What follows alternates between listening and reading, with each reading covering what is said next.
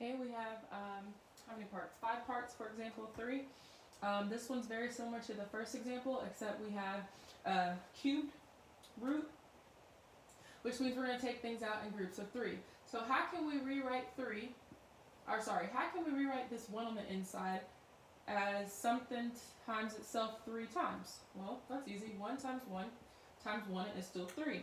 And then we take them out in groups of 3. So if I take out one group of 3, or one group of 3, wait,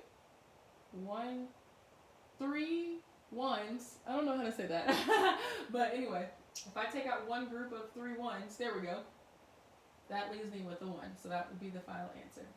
Okay. Over here, we have a negative.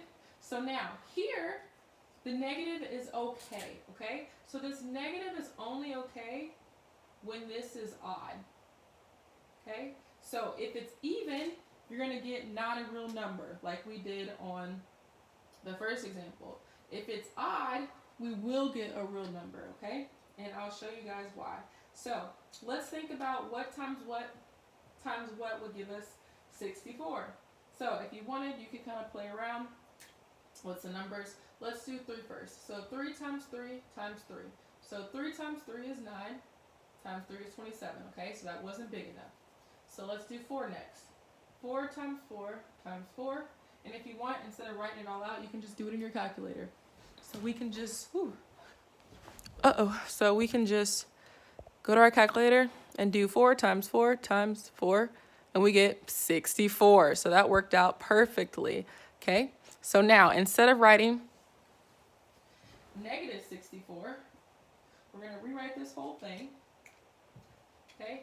So we still have that cube root on the outside, and we know that 4 times 4 times 4 is 64, right? But we don't have a 64, we have a negative. But negative 4 times negative 4 will give us a positive, and then if we multiply by another negative, it gives us a negative. So the cool thing about odds is that if you tack on the negatives for all of them, it'll give you the negative on the inside, okay? So now, we take them out in groups of 3s, which means we take out one set of negative 4, right? Because there's 3 of them.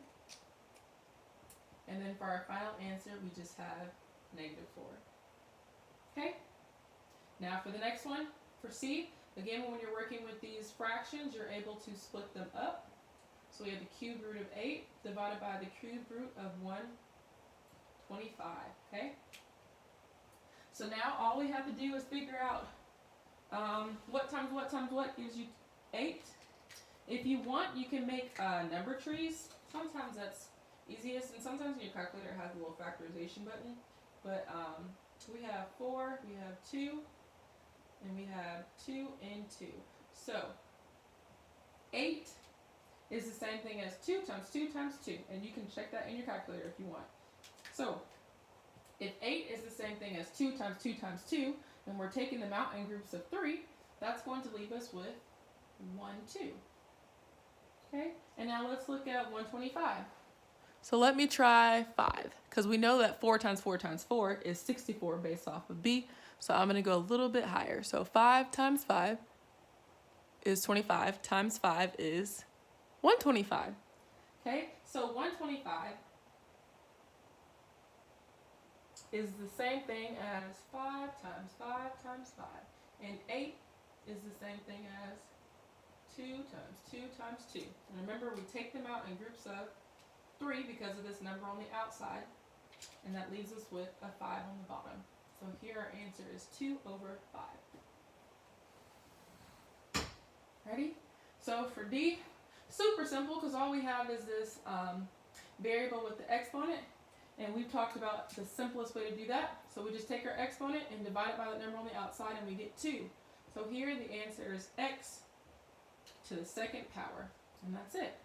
Okay, so again, if you have a variable with exponent, you take that number and divide it by whatever is on the outside, okay?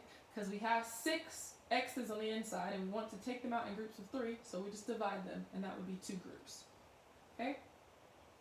And lastly, for E, we can split these up. I'm actually not going to split them up. I'm going to work it together. I split it up on example 1 just to show you guys, but I want to show you what it looks like to do it all at the same time, okay? So we need to figure out how to break up 27. So let me do that here. 27 is the same thing as 9 times 3. And then 9 is the same thing as 3 times 3. So 3 times 3 times 3 is 27, okay? Because it's negative, I need to make all of them negative. So negative 3 times negative 3 times negative 3 would give me 27. And then we still have that x to the 15, okay? So now, to solve this problem, again, we're taking them out in groups of 3, right? So if I take out one group of 3, that's going to leave me with a negative 3 on the outside, right?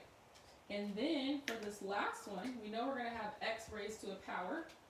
And then again, our trick is to take that power and divide it by the number on the outside, and we get a 5. So that's going to be x to the 5th power for our final answer. Okay, so we have negative 3